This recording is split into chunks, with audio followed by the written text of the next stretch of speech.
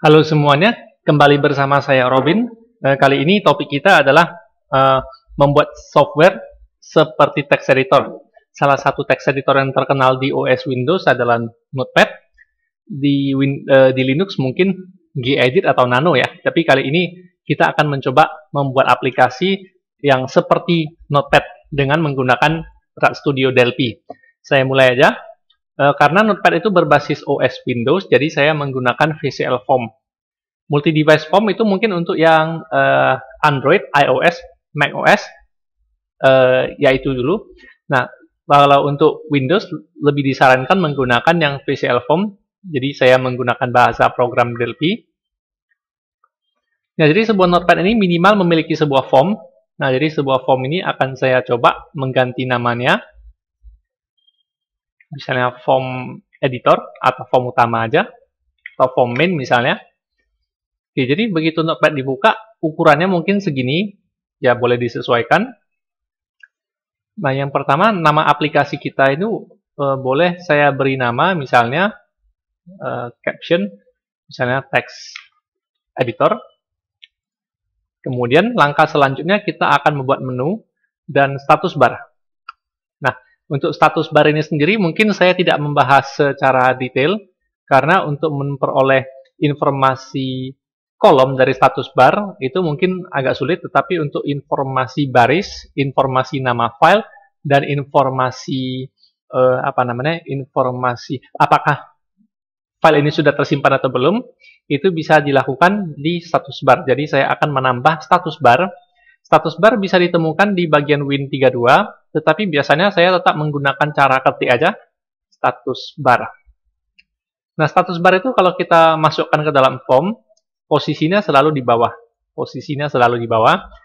Kemudian untuk status bar ini sendiri, kalau kita mau menambah tempat untuk informasi tertentu, itu kita harus klik di sini, lalu panel editor, maka inilah dia panel editornya. Nah, kita boleh menambah mungkin 3 status panel dulu. Nah, masing-masing status panel ini nanti mungkin status barnya boleh saya ganti namanya dulu ya. Saya ganti SB aja. Namanya SB supaya lebih mudah di program. Oke, jadi ada SB panel 0, ada SB panel 1, ada SB panel kedua.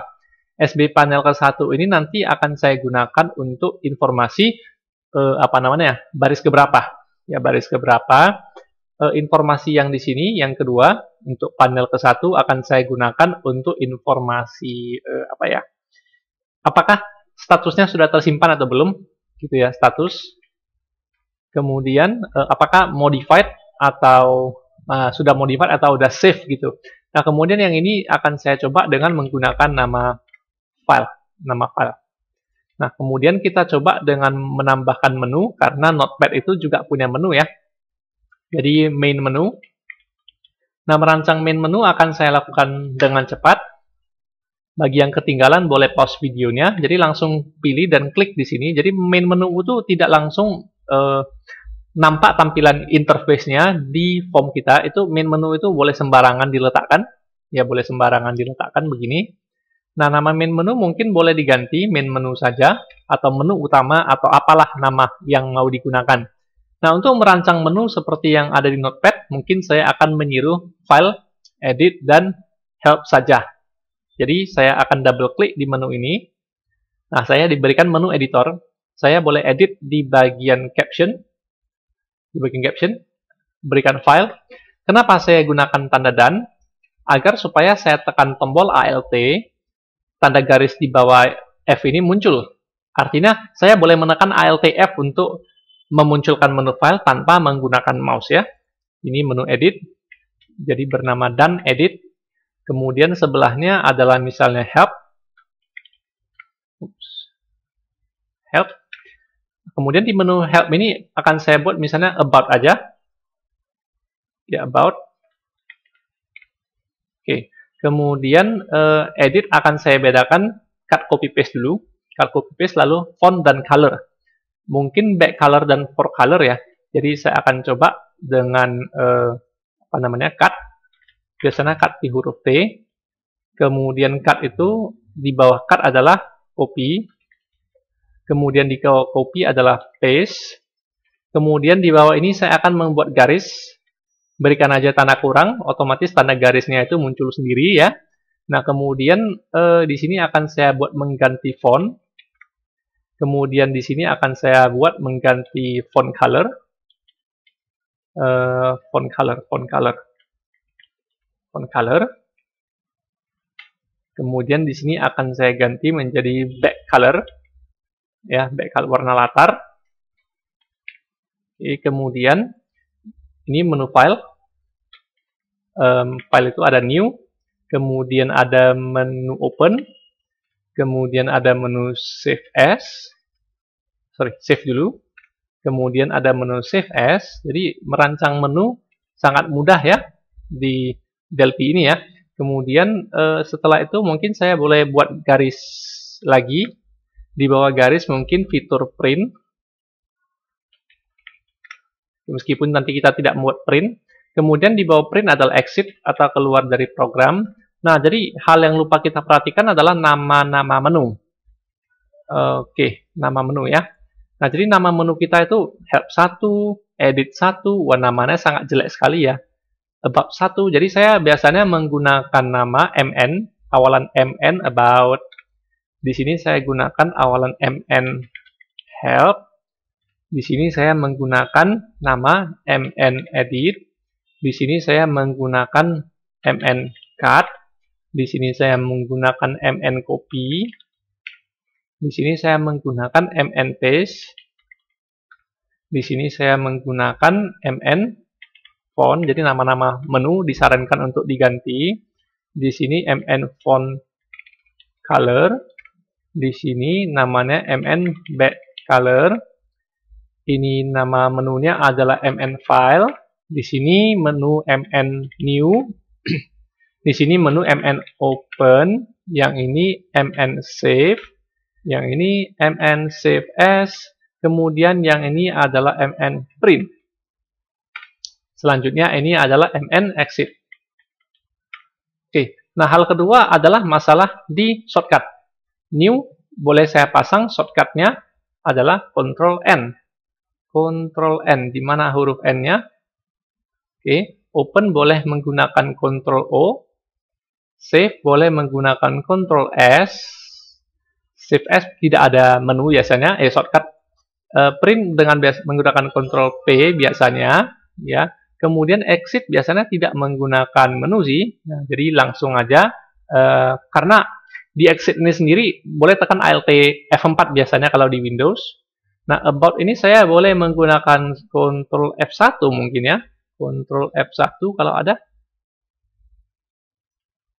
Ctrl F1. Command F1 ya. Command. Ctrl F1. Itu dia. Ctrl F1. Oke. Kemudian cut seperti biasa menggunakan Ctrl X. Copy dengan Ctrl C, paste dengan Ctrl V biasanya. Jadi otomatis bekerja seperti itu dia. Ya, kita tinggal memberikan shortcut aja, nanti otomatis software kita itu udah bekerja seperti itu. Font dengan Ctrl D misalnya, back color misalnya dengan Ctrl B. Oke, font color misalnya dengan Ctrl apa ya? Ctrl F, coba ya, Ctrl F. Oke, nah mungkin itu dulu, siap menu kita. Setelah menu kita siap, selanjutnya pasangkan memo. Ya, memo ini saya pasangkan ke tengah. Jadi memo ini saya pasangkan dengan seperti ini. Nah, kemudian memo ini akan saya buat fontnya lebih besar. Font lebih besar. Oke, 12 misalnya. Mungkin fontnya akan saya ganti Courier New atau Lucida Console. Oke, supaya memo ini nanti merapat, tidak selalu mengikuti ukuran font, maka saya menggunakan align tengah. Jadi berapapun ukuran fontnya akan mengikuti dia ya.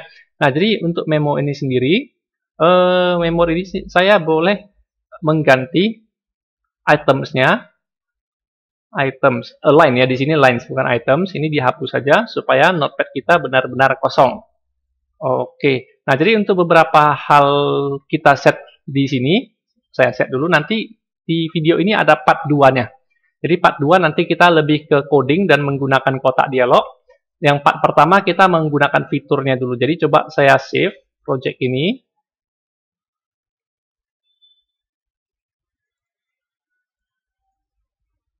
Oke, buat folder baru, misalnya text editor.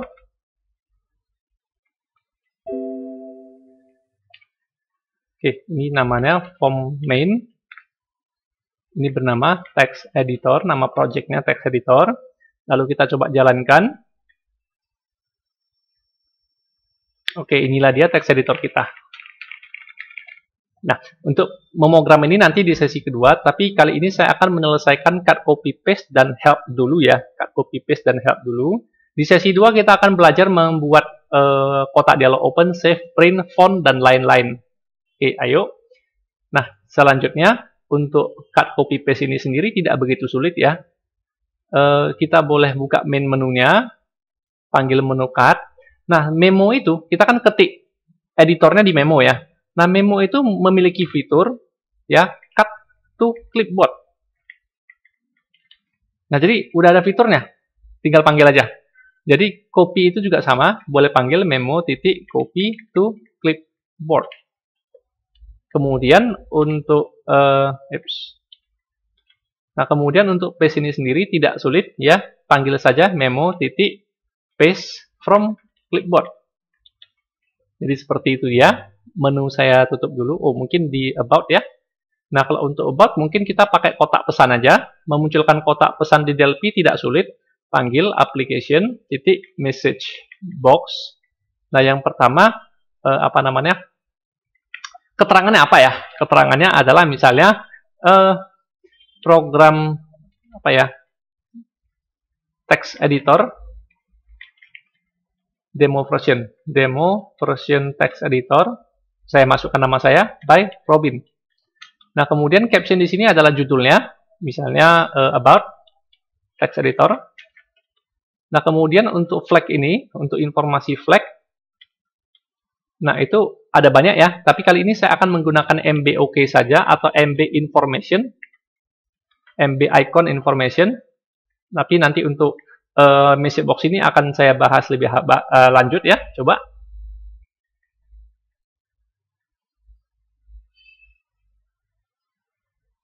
Oke, jadi information seperti ini. Ada huruf I-nya. Kemudian kalau misalnya saya menggunakan MBOK, mungkin lebih jelek ya. Tekan Ctrl F1 shortcutnya. Ya, tidak ada icon sama sekali. Nah, saya boleh menggunakan MB icon stop ya. MB icon stop. Nanti dia hasilnya seperti error ya. Error. Silang. Kemudian ada juga message box icon yang lain, yaitu MB icon exclamation. Oke, kita coba. Hasilnya nanti seperti warning atau tanda seru, peringatan, tanda seru. Kemudian bisa juga yang terakhir menggunakan icon question, tanda tanya. Jadi kalau dijalankan nanti ada tanda tanya. Nah, hanya saja kalau tanda tanya, rasanya kalau cuman di pilihannya tuh oke yang tersedia, rasanya lucu ya. Maunya oke cancel atau yes no ya. Nah, tapi itu nanti kita akan bahas lebih lanjut di sesi keduanya. Nah, kali ini saya menggunakan icon information aja, kembali ke awal. Kembali ke icon information. Oke. Nah, kemudian untuk menu new sendiri, yang paling simple caranya adalah ya, untuk menu new cara yang paling simple itu adalah mana? Di sini. Nah, cara yang paling brutal dan paling mudah adalah memo titik lines titik clear. Itu paling arogan, cara yang paling membabi buta. Tapi nantinya pasti ada problem yang lain ya. Kita akan perbaiki di sesi kedua. Jadi apapun yang kita ketik, panggil new, kosong kembali, tapi tidak diminta apakah mau disimpan atau enggak. Nah, kita akan memperbaiki di sesi kedua. dengan memanfaatkan di part 2 ya, dengan memanfaatkan kotak dialog, open save font, color, print, dan kemudian dengan memanfaatkan fitur-fitur dari message box. Jadi sekian dulu, ditunggu video part 2-nya. Terima kasih sudah menonton.